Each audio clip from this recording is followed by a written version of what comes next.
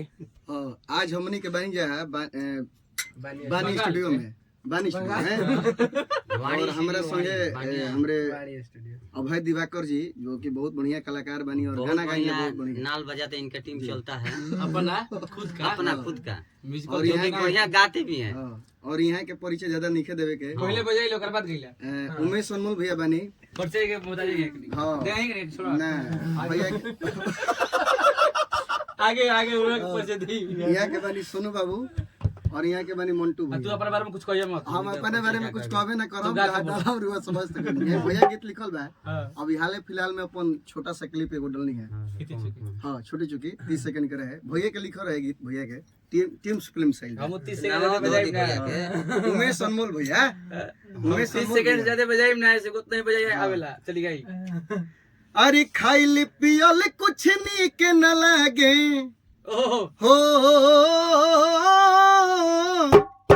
खाइल पियल कुछ नी के न लागे अरोहिल जागल जागल भैया के लिखो पगली हंस के जब से भागल तहिए से रोगी लागल पगली हंस के जब से भागल तहिए से रोगी लागल खाइल पियल कुछ नी के न लागे हो खाइल पियल कुछ नी के न लागे रहिल जागल जागल पगली हंस के जब से भागल तहिए से रोगी लागल पगली हंस के जब से भागल तहिए से रोगी लागल रोक अब भैया के एक से के गीत निकल भाई भैया राउरे नु रहे जनी घुंघटा उठाई हमारा लाई लागत हां हां जियो रहे तो बात पे गइयो अरे दूसरा वीडियो में चल आ बोले तक सामने तक डायरेक्ट तक भैया के गीत राकेश भैया के लिख गोइले रही अरे वो तो फैन है राकेश मिश्रा के हां माने कहे के नहीं खे यहां के एगो बात जो में राकेश मिश्रा कौन एगो बात यहां के लिखनी मुक्तक के रूप में कैसे हो तनी कह के बताओ पहिला मिलन बा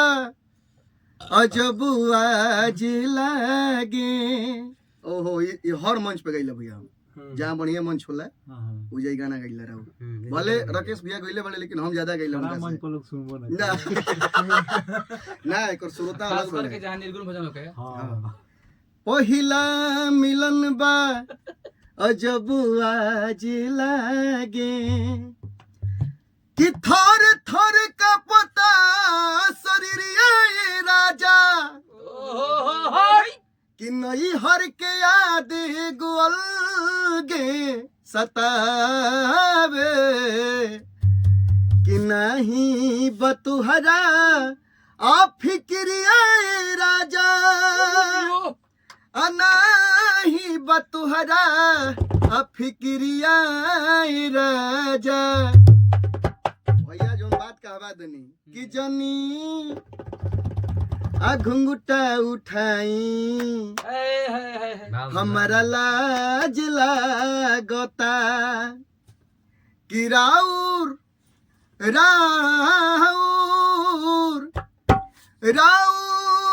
राजा जी हो कि राउर अनैना नसीला दागबाज लागता जी जनी घुंघटा उठाई हमारा लाज लागता जनी घुंघटा उठाई हमारा लाज लागता राउर नैना नसीला ए जी सुने राउर नैना नसीला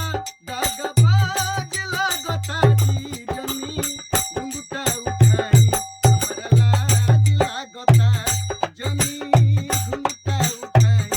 हमारा लाज भैया के गाँव गीत रहे रुक जा भैया कि लहंगा में रौरे रह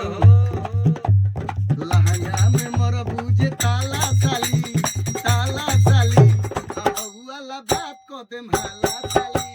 लहंगा में मोर बूझे ताला साली वाला बात को दे माला साली भैया राकेश भैया के बनावे में सबसे बड़ा हाथ उमेश भैया के रहे सही बात आवे वो गीत कौन रहे हां साया साड़ी चूड़ी लहठी ना जी रही हाथ अच्छा एगो आओ भैया गीत गौले रही तनी बढ़िया से सर जी लो बाबू हाँ वो होता आपका अरे की साया साड़ी चूड़ी लहठी हो जिया जिया साया साड़ी चूड़ी लहठी भेजवैले परदेसी बालम नाइले परदेसी बालम नाइले साया साड़ी चूड़ी लाठी मिल गईले साया साड़ी चूड़ी लाठी मिल गईले परदेसी बालम नाइले परदेसी बालम नाइले भैया एगो आओ की तरह उड़ रहे हैं किसे शायद ने बना होता रे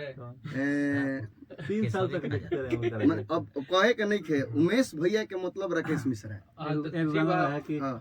कि अम्मा के डलिया पो बोले ले कोयलिया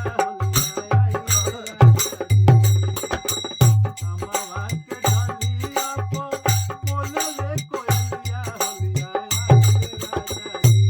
होलिया कहिया आके डलिया होलिया अरे दिया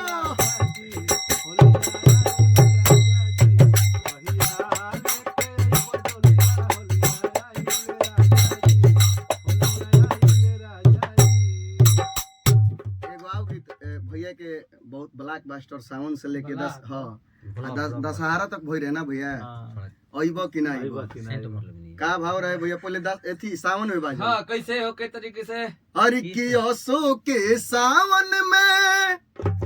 आ घर अइबो कि ना अइबो भैया के गीत लिखो रहे के तरी हो गए और ब्लैक बास्टर गाना बाजल मैहर जइबो कि ना जीबो चाहे अइबो कि ना अइबो देवघर जइबो कि ना जीबो ना भैया आज भैया बैठल नहीं तो खाली भैया के दो चार गो गीत होए गए हां जी अरे की असो के सावन में अरे अइबो कि ना अइबो असो के सावन में अरे अइबो कि ना अइबो ए राजऊ आतो घर जइबो कि ना जइबो ए राजऊ आतो घर जइबो कि ना जइबो असो के सावन में अरे अइबो कि ना अइबो असो के सावन में अरे अइबो कि ना अइबो ए राजऊ आतो घर जइबो कि ना जइबो ए राजऊ आतो घर एगो भैया क्या गीत लिखो रहे हैं देखी से ना कि हमरा घर में हरदिया नइखे दरदिया देला ए राजाऊ हमरा घर में हरदिया नइखे दरदिया रहन भैया आउ बा ई सब गाना भैया के लिखल अभी है आउ बा। आउ बा, तो सब गावा। भैया आउ कौन कौन हिट मैटर जोन अरे गोलू गोल्ड के बोले बा पता चले कि और रिकॉर्डिंग ना कर अरे राकेश मिश्रा तो राकेश मिश्रा बोले बानी आ गोलू गोल्ड के हाथ इहे के बा अच्छा अच्छा हमारा सामने देखल हाँ, उहे- 2016 से हम 19 तक साथे काम कर काम में देखल थी आउ कौन गाना रहे भैया हिट मैटर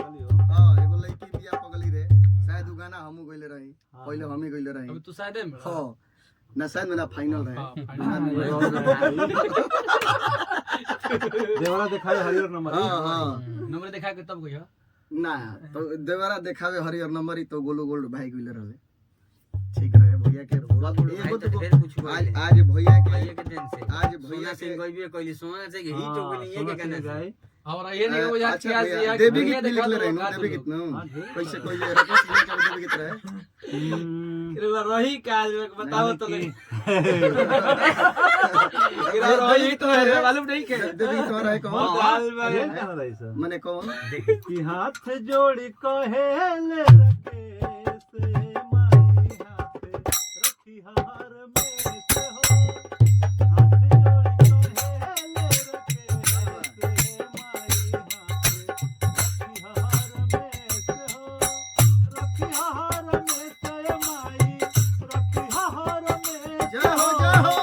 भूखे जान दी हाथ कले से माई हाथ रखी हार में से हो हाथ जोड़ी